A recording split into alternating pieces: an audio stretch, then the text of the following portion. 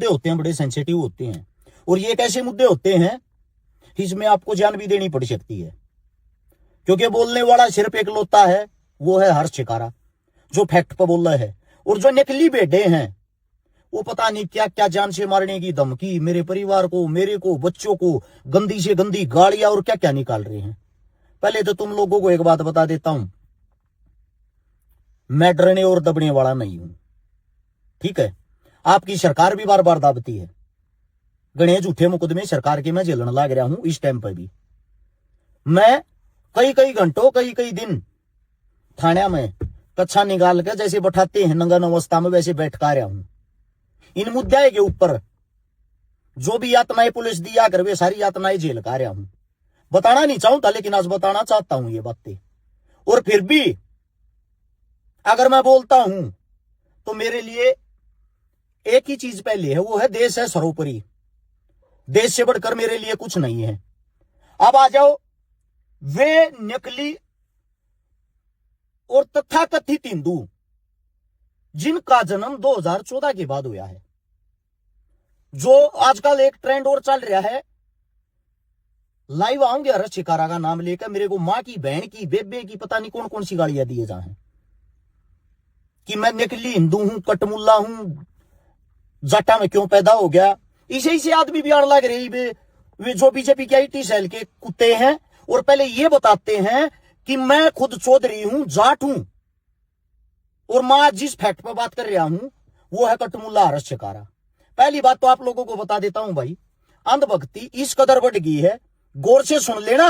और ये चाहूंगा इस वीडियो को आप लोग सभी जगह शेयर करना, और जितने भी तथाकथित हिंदू हैं उनके लिए एक चैलेंज भी है, तुम्हारी मां ने दूध पिलाया तो एक्सेप्ट करना।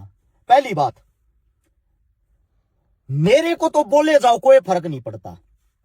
एक हमला हुआ था पहलगांव में, और पहलगांव में नरवाल नाम का एक लड़का था जो कैप्टन था, जो एयरफोर्स में या नेवी में कैप्टन था, नरवाल साहब।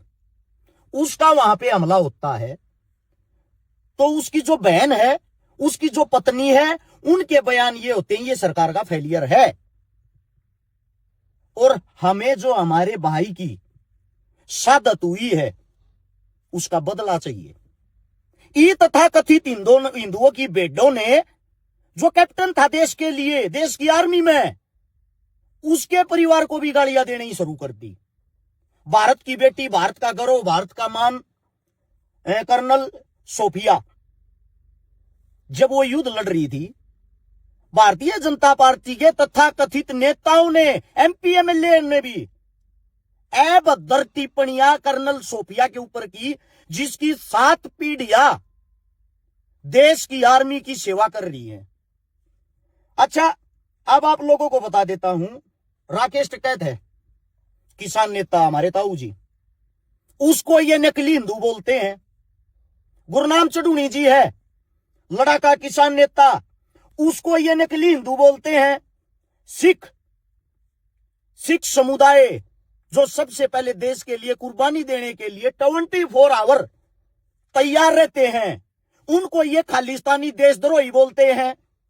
अच्छा, आप सभी को बता देता हूं, इनको भी छोड़ दो सबको।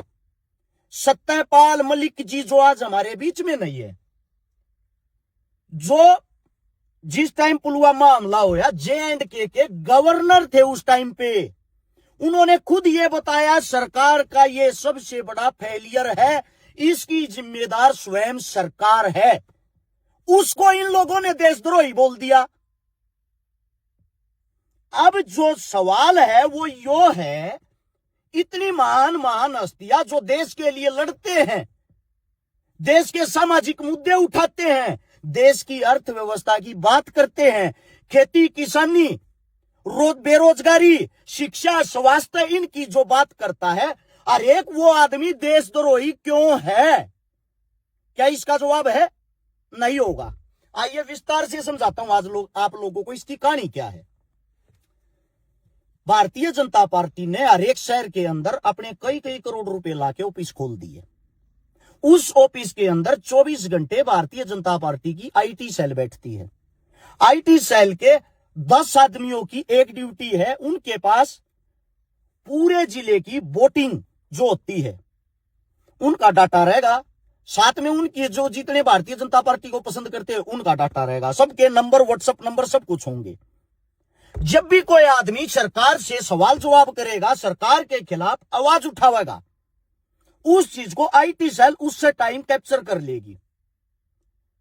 अब हमारे जैसों के ऊपर कोई पद पावर तो है नहीं, हमारे जैसे अगर बोलते हैं तो उन पर वे मुकदमा दर्ज करावे हैं। पहले तो मेरे पर करवा रखा भाई, परसों भी थाने में 7 घंटे बैठ के आया हूं, परले दिन भी थाने में 7 घंटे बैठ के आया हूं, लेकिन कुछ चीजें गुप्त रखते हैं, हम बताते नहीं किस मुद्दे पर। अच्छा, अब बात क्या होती है, सबसे बड़ी चीज ये है, ये मुकदमा दर्ज करावे हैं। अगर कोई इनकी पहुंच से बाहर है, विपक्ष का एमएलए एमपी है या कोई ताकतवर आदमी है, उसके खिलाफ फिर लगा देते हैं या अपनी आईटी सेल को कि इसने बुरे तरीके से धो दो, इसने देशद्रोही साबित कर दो, ये आदमी साबित कर दे हैं उसने देशद्रोही। अब बात चली थी कहां से, धीरेन्द्र शास्त्री से। ये 25-27 साल का ये जो लड़का है, ये जो पाखंडवाद खिंडा रहा है, इस चीज ने लेकर यह बात चली थी कि पाखंडवाद से देश का विकास नहीं हो सकता, बात कही थी हमने ये। अब बात यह आती है कि आप बीच में टांग क्यों अड़ाओ हो, हिंदू राष्ट्र बनना चाहिए कि नहीं। पहली बात, 1947 से पहले से ही हमारे देश का नाम हिंदुस्तान रहा है। अगर हम उस देश के नाम को हिंदुस्तान बोलते हैं, जब भी हमारे को देशद्रोही बताते हैं, न्यू कहे ना, देश का नाम है भारत। क्यों? भारतीय जो जनता पार्टी हो नया जुमला लेकर आई है कि भारत, इबुन्ना भारत का दिन क्या कहूं ना, तो बस भारत का नहीं है, बाकी सब नाम इंडिया हो गया, आर्यवर्त हो गया, हिंदुस्तान हो गया, ये सारे नाम फर्जी हो गए। इसका मतलब भाई आप अपनी तहजीब, आप अपने तरीके होते हैं बोलने के, नाम तो हमारे देश के ही हैं ये। अब हिंदुस्तान जो देश का नाम था वो भी इनको हजम नहीं हुआ, बात कर रहे हैं हिंदू राष्ट्र बनाने की। अरे हिंदुस्तान नाम तभी तो होगा कि हमारी संख्या यहां ज्यादा थी, ज्यादा है, ज्यादा रहेगी। अब इससे अगली बात आ गई, अगली बात पर हम बात करते हैं मंदिर मस्जिद। जब भी कोई मामला उठा है, जब भी कोई बात हो है, सरकार बीच में गोदेगी एक बात में, मंदिर मस्जिद की तो एक बात कह दे है, मस्जिद को खोदो, इसके नीचे मंदिर निकलेगा। और मैं ये कहता हूं तो मंदिर ने भी खोद के देखो, मस्जिद ने भी खोद के देखो, उनके नीचे जमीन मिल जाएगी, जो जमीन है वह किसाना की है। यानी कि तुम्हारा मंदिर हो या मस्जिद हो, वो एक जमींदार की, एक किसान की जमीन में बन रहा है। तुम्हारे से पूछना चाहता हूं, फिर बड़ा कौन हो या किसान। अब जब किसी भी मंदिर में, मस्जिद में, गुरुद्वारे में, जितने भी ट्रस्ट है, जितनी गौशालाएं हैं, चंदा कौन देता है सबसे ज्यादा? किसान। अन्न कौन देता है सबसे ज्यादा? जो अन्न को पैदा करेगा वही तो देता है, किसान। गालियां किसको देते हो तुम? किसानों को। कैसे? जब किसान आंदोलन हुआ, ये तथाकथित हिंदू ये कह रहे थे ये सब तो खालिस्तानी है। क्या कह रहे थे? खालिस्तानी है। जब इनके आका ने यूपी चुनाव सिरपा गया, देखा समझौता कराना जरूरी, इनको भगाओ, भगाने के लिए एक लॉलीपॉप दे दिया। मैं किसानों से माफी मांगते हुए 3 काले कानून वापिस लेता हूं। ये शब्द किसने बोले? भारत देश के राजा प्रधानमंत्री नरेंद्र मोदी साहब ने बोले। अब ये शब्द नरेंद्र मोदी साहब ने बोले तो वो बोल रहा किसान, आईटी सेल बोल रही खालिस्तानी। इसके बाद इसके विपरीत देखो, हर जाति के अंदर अंधभक्त होते हैं, हर जाति के अंदर देशभक्त होते हैं, हर धर्म के अंदर हर, इसीलिए देशभक्त भी होते हैं और अंधभक्त भी। अब आगे अगली बात, श्रीमती इंदिरा गांधी, जो सबसे मतलब जिसको न्यू कहा, अगर हमारे बूढ़े आज भी इंदिरा की सा राज किसी के बस का कौन है। इंदिरा गांधी जब प्रधानमंत्री थी 1984 के अंदर, उसकी जब मृत्यु होती है, जो हमारा अपना ब्राह्मण समाज है उसके अंदर से वो आती थी। ब्राह्मण समाज ने इतना दुख प्रकट किया था, 2 दिन तक किसी के घर चूल्हा नहीं जड़या था, किसी के घर भी। जब जिस वक्त में राजीव गांधी की हत्या होती है, 13 मई तक जो ब्राह्मण समाज है उनके घर पे अफसोस शोक मनाया गया था। और जो पूरा संपूर्ण देश है वो राजीव गांधी से इतना प्यार करता था, संपूर्ण देश के अंदर 2 दिन का शोक मनाया गया था। अब वो ब्राह्मण समाज के अंतर्गत आता था तो उन्होंने 13वीं तक मनाया सबने। अब उसी के विपरीत अगर आज के टाइम की बात करें, वो है हमारा जो ब्राह्मण समाज, उसका ज्यादातर रुख बीजेपी की तरफ हो रहा है। राहुल गांधी जो है, इंदिरा गांधी जिसकी दादी थी, राजीव गांधी जिसका पिता था, जो ब्राह्मण समाज के अंदर ही आता है, जो प्योर ब्राह्मण है, उसको नकली, फर्जी, खान, मुसलमान और पता नहीं क्या क्या बोलते हैं।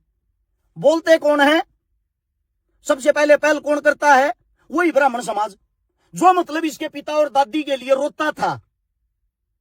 आज वही समाज अपने ही आदमी की, यानी कि अपने आदमी का स्वयं विरोध कर रहा है। क्यों? इनके अंदर एक बात घुसा दी, इनके अंदर यह घुसा दी कि जो राहुल गांधी है तो मुसलमान है। इतिहास नहीं पढ़ते, उसका 10, 20, 30 पीढ़ियों का इतिहास तो पढ़ के देखो पहले।